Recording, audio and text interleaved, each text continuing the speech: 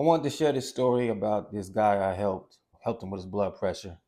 Was able to help him naturally lower it. He was in the like 150s over 90s, on medication for a little bit over 2 years, I believe. No luck. And I just want to share with you a method that I use with him to help him lower his blood pressure because it's different than the method that I predominantly teach and use, right? If you watch any of my other videos, typically I talk about how we need to balance our electrolytes, right? Um, of course, we're taught you gotta lower the sodium, and then I teach you also need to raise your potassium, you need to increase your magnesium, in addition to that, and balancing out the five electrolytes: sodium, potassium, magnesium, calcium, and phosphorus, right? And then there's other nutrients that play a part. It's ultimately all what I call nutrient hormone engineering. Okay. And so another method sometimes that I use when the electrolyte balance thing isn't working the way we want it to.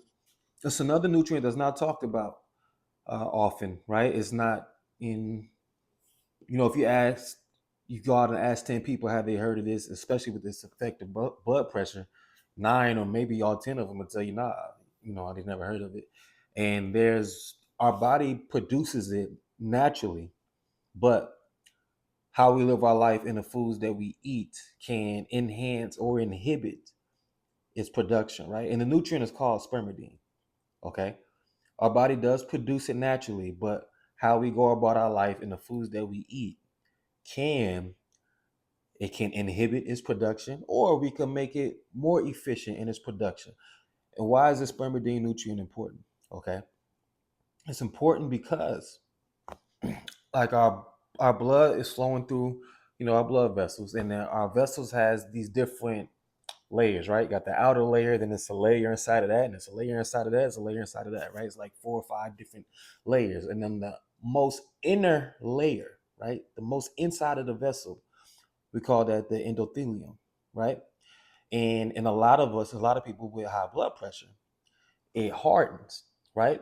Ultimately, because there's crust in the body, cellular crust, which I talk about in the new book that I have coming out soon, but that's a whole nother topic. The whole thing about that is when you get rid of the crust in the body, you get rid of disease in the body. But like I said, it's a whole nother topic. What the spermidine does ultimately is it keeps that endothelial lining nice and flexible and rubbery, so then the blood can flow through it smoothly. There's already studies showing how it helps lower blood pressure, and if you're on blood pressure medicine and the medicine isn't working for you the way that it should, it actually helps the medicine, makes the medicine more effective. Or if you get off the medicine, you'll still see that your blood pressure lowered it a little bit. So how effective was the medicine? So, and like I say, also lifestyle decisions. So one of them, and it's something you can practice doing right now. And there's more than one way to do this, but we want to induce what's called autophagy. Some of you may have heard of this, some of you may have not. And when autophagy happens, this is a method that helps produce more of the spermidine to, help keep the endothelial lining not hardening up and keep it flexible and durable and things like that, so that the blood could flow smoothly, right? And it's interesting because autophagy is typically induced. The most known way that autophagy is induced is by fasting, right? So when your body is low on resources, it actually expends more energy for its healing as opposed to just shutting down, right?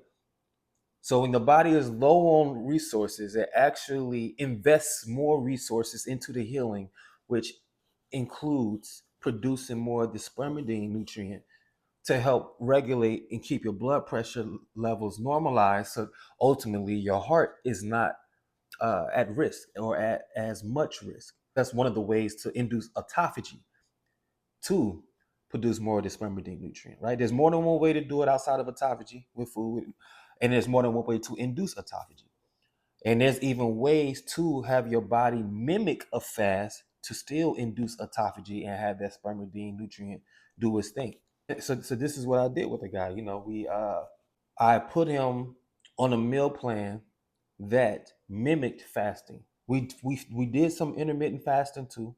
We did do some fasting as well, but I also designed his meal plan in such a way that mimicked fasting effects, so that we could still have this phenomenon take place to lower his blood pressure naturally, right? This is one of the main things we did to get his blood pressure down when we worked together. What, I think it took about a week and a half, 2 weeks. It normalized. He didn't need blood pressure anymore. He didn't need blood pressure anymore just from this. At the end of the day, with the right strategy and the right plan, we can make things happen. We'll hear bad news and think that we're doomed. The most dangerous thing, and I talked about this before, the 6A stages, right? Uh, and we'll hear the news, and some people will get stuck in stage one when they become aware and they think there's nothing they can do about the problem. A lot of us be thinking these things are genetic. It's not that things are genetic and we're doomed. It's just that our genetics respond a certain way when we make certain decisions, right? Like I have high blood pressure in my family, and I had high blood pressure myself, yet I don't need blood pressure medicine today. Why? I started to make different decisions, so my genetics will respond a certain way. My genetics is set up in a way where if I don't have my electrolytes balanced the way that they need to be balanced, or if I'm eating a certain way, if I'm living a certain way, my blood pressure will rise.